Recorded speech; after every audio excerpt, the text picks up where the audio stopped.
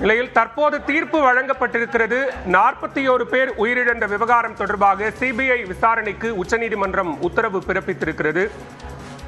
கரூர் கூட்ட நெரிசலில் சிக்கி 41 பேர் உயிரிழந்த விவகாரம் தொடர்பாக தற்போது சிபிஐ விசாரணைக்கு உச்சநீதிமன்றம் உத்தரவு பிறப்பித்திருக்கிறது. நீதிபதிகள் ஜே.கே. மகேஸ்வரி மற்றும் என்.வி. அஞ்சாரியா அமர்வு இந்த மனுக்கள் தொடர்பான விசாரணையை வெள்ளிக்கிழமை நடத்தி முடித்த நிலையில் தற்போது தீர்ப்பு வழங்கப்பட்டிருக்கிறது. அதேபோன்று ஓய்வு பெற்ற நீதிபதி தலைமையில் விசாரணை நடத்துவதற்கான உத்தரவும் தற்போது பிறப்பிக்கப்பட்டிருக்கிறது. மனுதாரர்கள் தரப்பில் வைக்கப்பட்டிருந்த கோரிக்கைகள் சிபிஐ விசாரணை மற்றும் ஓய்வு பெற்ற உச்சநீதிமன்ற நீதிபதி தலைமையிலான விசாரணை சிறப்பு புலனாய்வு குழு அமைக்கப்பட்டு விசாரணை நடத்தப்பட வேண்டும் என்கிற கோரிக்கைகள் முன்வைக்கப்பட்டிருந்தன. இந்நிலையில் அந்த கோரிக்கைகள் தற்போது ஏற்றுக்கொள்ளப்பட்டு உச்சநீதிமன்றத்தால் 41 பேர் உயிரிழந்த விவகாரம் தொடர்பாக சிபிஐ விசாரணைக்கும் அதேபோன்று ஓய்வு பெற்ற உச்சநீதிமன்ற நீதிபதி தலைமையிலான சிறப்பு விசாரணை குழுவுக்கும் உச்சநீதிமன்றம் உத்தரவு பிறப்பித்திருக்கிறது. அண்மை செய்தியாக பார்த்துக் கொண்டிருக்கிறோம்.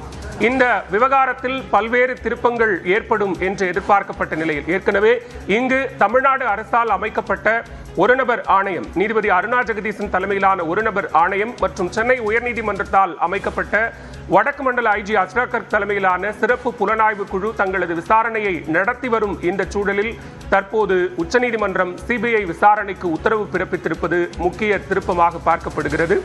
கரூரில் கடந்த 27ஆம் தேதி தாவைக்க தலைவர் விஜய் மேற்கொண்ட பரப்புரை கூட்டத்தில் கூட்ட நெரிசலில் சிக்கி 41 பேர் உயிரிழந்தது தொடர்பாக இந்த வழக்கை சிபிஐ விசாரணைக்கு மாற்ற வேண்டும் என பல்வேறு மனுக்கள் உச்சநீதிமன்றத்தில் தாக்கல் செய்யப்பட்டிருந்தன. அதே நேரத்தில் இந்த வழக்கு விசாரணையை ஓய்வு பெற்ற உச்சநீதிமன்ற நீதிபதி தலைமையில் ஒரு விசாரணை குழு அமைக்கப்பட வேண்டும் என்றும் உத்தரவு பிறப்பிக்கப்பட்டிருந்த நிலையில் தற்போது அந்த மனுக்கள் மீதான உத்தரவை உச்சநீதிமன்றம் பிறப்பித்திருக்கிறது. சிபிஐ விசாரணைக்கும் அதேபோன்று ஓய்வு பெற்ற நீதிபதி அஜய் ரஸ்தோகி தலைமையில் விசாரணை நடைபெறும் என்றும் உச்சநீதிமன்றம் முக்கியமானதொரு உத்தரவை பிறப்பித்திருக்கிறது. அண்மை செய்தியாக பார்த்துக் கொண்டிருக்கிறோம்.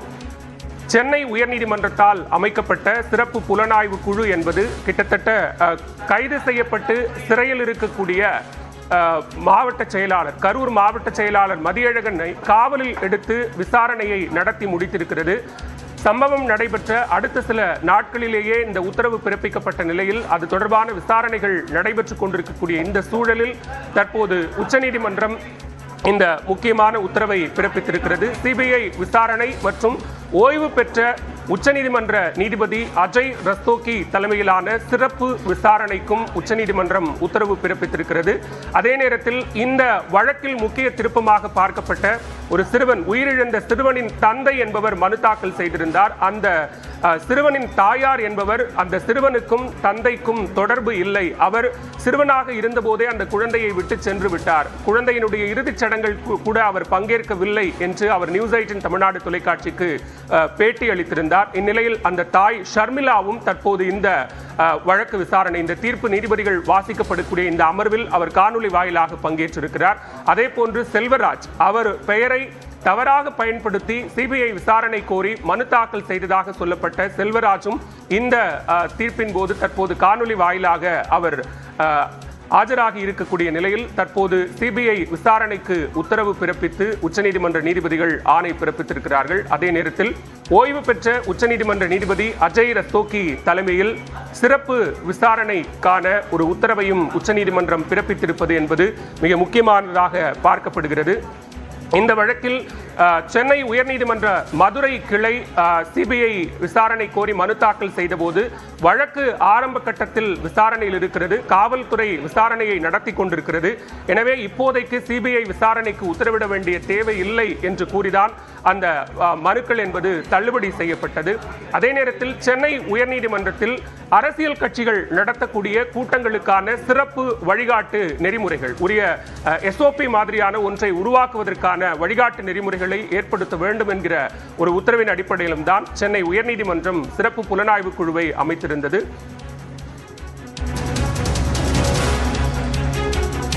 அதே நேரத்தில் தற்போது ஓய்வு பெற்ற உச்சநீதிமன்ற நீதிபதி அஜய் ரஸ்தோகி தலைமையில் அவருடைய மேற்பார்வையில் சிபிஐ விசாரணை நடைபெறும் என்கிற முக்கியமானதொரு உத்தரவையும் உச்சநீதிமன்றம் பிறப்பித்திருக்கிறது.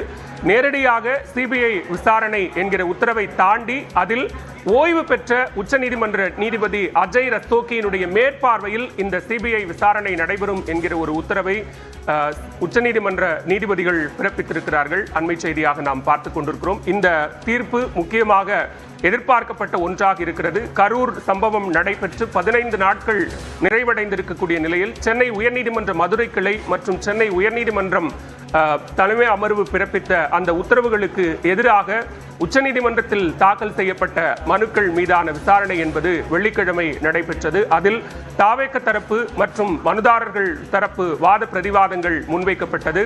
தமிழ்நாடு அரசு தரப்பிலும் தமிழ்நாடு காவல்துறை தரப்பிலும் பல்வேறு வாதங்கள் முன்வைக்கப்பட்ட நிலையில் தற்போது உச்சநீதிமன்றம் தீர்ப்பை வழங்கியிருக்கிறது.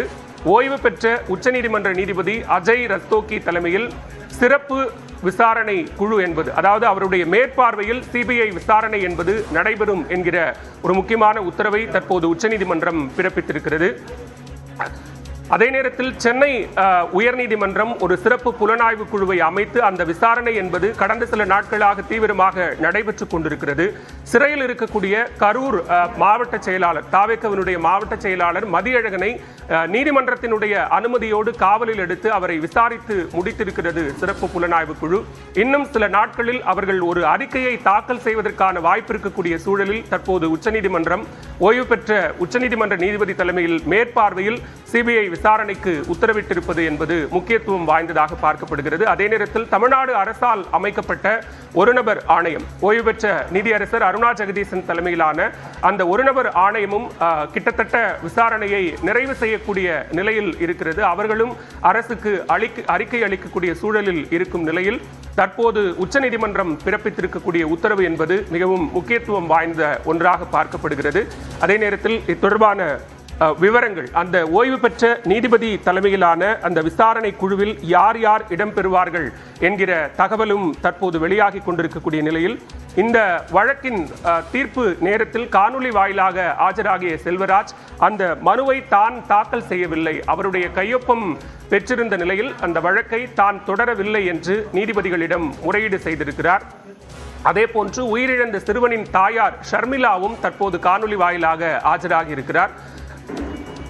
அந்த சிறுவனின் தந்தை என்பவர் தவறாக அவர் உயிரிழந்த குழந்தைக்கு சொந்தம் கொண்டாடக்கூடிய வகையில் அவர் ஏற்கனவே மனைவியையும் குழந்தையும் கைவிட்டு சென்றவர் என்கிற அடிப்படையில் தற்போதைய சூழலில் உயிரிழந்த குழந்தைக்கு சொந்தம் கொண்டாடக்கூடிய வகையில் அவர் இந்த மனுவை தாக்கல் செய்திருப்பதாகவும் அந்த குழந்தையின் வயது கூட அவருக்கு சரியாக தெரியாது என்கிற தகவல்களை ஷர்மிளா நியூஸ் 18 தமிழ்நாடு தொலைக்காட்சிக்கு அளித்திருந்த பேட்டியில் குறிப்பிட்டிருந்தார். இந்நிலையில் செல்வராஜ் மற்றும் ஷர்மிளா ஆகிய இருவரும் தற்போது இந்த தீர்ப்பு வழங்கக்கூடிய நேரத்தில் காணொலி வாயிலாக ஆஜராகி இருக்கிறார்கள். அவர்கள் தங்கள் தரப்பிலான விவரங்களை நீதிபதி முன்பு முறையீடு செய்திருக்கிறார்கள் என்கிற தகவலையும் நாம் பார்க்கிறோம். கரூர் கூட்ட நெரிசல் தொடர்பாக அந்த வழக்கை தான் தொடரவில்லை என்று செல்வராஜ் நீதிபதிகள் முன்பு முறையிட்டிருக்கிறார். அதே நேரத்தில் இந்த வழக்கில் சிபிஐ விசாரணை கோரி பாஜக வழக்கறிஞர்கள் மற்றும் பாதிக்கப்பட்டவர்கள் தரப்பு தாவேக தரப்பு என தாக்கல் செய்த அத்தனை மனுக்களும் முன்வைத்த கோரிக்கைகள் என்பது சிபிஐ விசாரணை மற்றும் அதே நேரத்தில் ஓய்வு பெற்ற உச்சநீதிமன்ற நீதிபதி தலைமையிலான விசாரணை குழு என்பதுதான். அதன் அடிப்படையில் உச்சநீதிமன்றம் தற்போது ஓய்வு பெற்ற உச்சநீதிமன்ற நீதிபதி அஜய் ரஸ்தோகி மேற்பார்வையில் சிபிஐ விசாரணை நடத்தப்பட வேண்டும் என்கிற முக்கியமானதொரு உத்தரவை தற்போது பிறப்பித்திருக்கிறது. செல்வராஜ் மற்றும் ஷர்மிளாவினுடைய அந்த மென்ஷனிங், அந்த முறையீட்டை நீதிபதிகள் எவ்வாறாக எடுத்துக்கொள்ளப் போகிறார்கள் என்கிற கேள்வியும் எழுகிறது.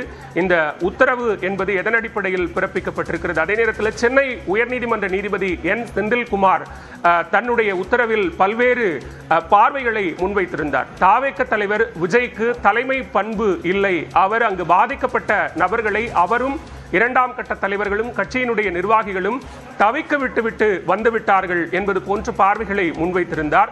அது போன்ற பார்வைகளை நீக்க வேண்டும், அந்த உத்தரவுகளில் இருந்து அதையெல்லாம் நீக்க வேண்டும் என்கிற ஒரு கோரிக்கையும் தாவேக தரப்பில் உச்சநீதிமன்றத்தில் முன்வைக்கப்பட்டிருந்தது. எனவே அது தொடர்பான கோரிக்கைகளும் ஏற்கப்பட்டிருக்குமா என்கிற கேள்விகளும் தற்போது எழுந்திருக்கக்கூடிய நிலையில் தற்போது சென்னை உயர்நீதிமன்றம் அமைத்த சிறப்பு புலனாய்வு குழுவினுடைய விசாரணை ஒருபுறம் நடைபெற்றுக் கொண்டிருக்கக்கூடிய நிலையில் ஓய்வு பெற்ற